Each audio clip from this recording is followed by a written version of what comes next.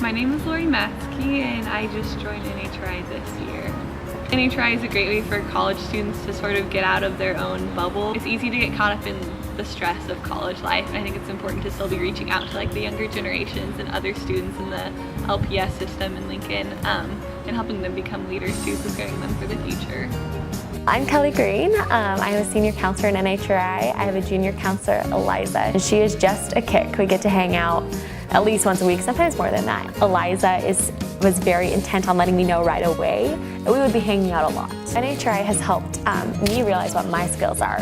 And so my job as a senior counselor is to use my strengths that haven't been identified in me through other counselors in NHRI to reinvest those in Eliza and to help identify her strengths. My job is just to kind of show her in different situations and with different people, how would you best use this strength? What kind of opportunity to say Eliza's very competitive.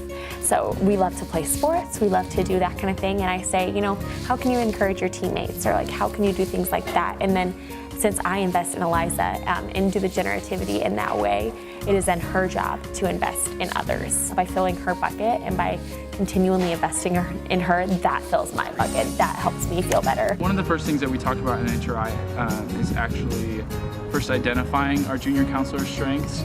And then once we identify those strengths, we are asked to create stimulus situations for them. And what that means is that we are creating opportunities for them to use those strengths in a real life environment and then see the impact that that their actions have on others.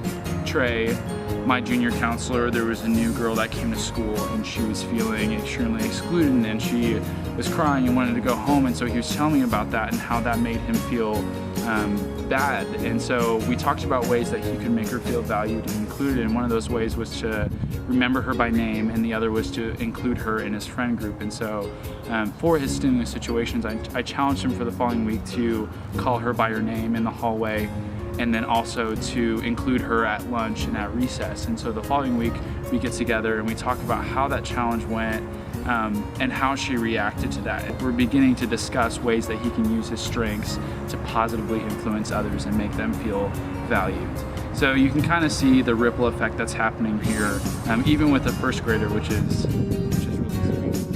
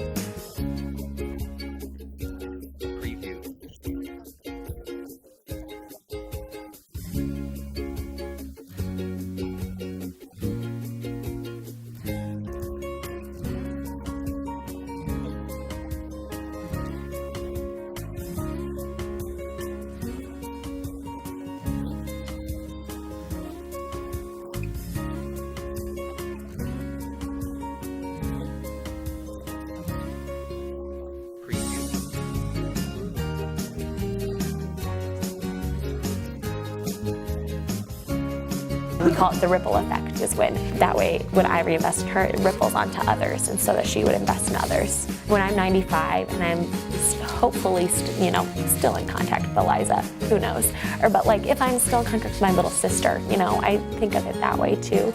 I would sure hope that their investment in others has continued to create investment in others. And so just that generativity from going from generation to generation, that's what I want to see when I'm old. NHRI is an investment, but it's a great investment.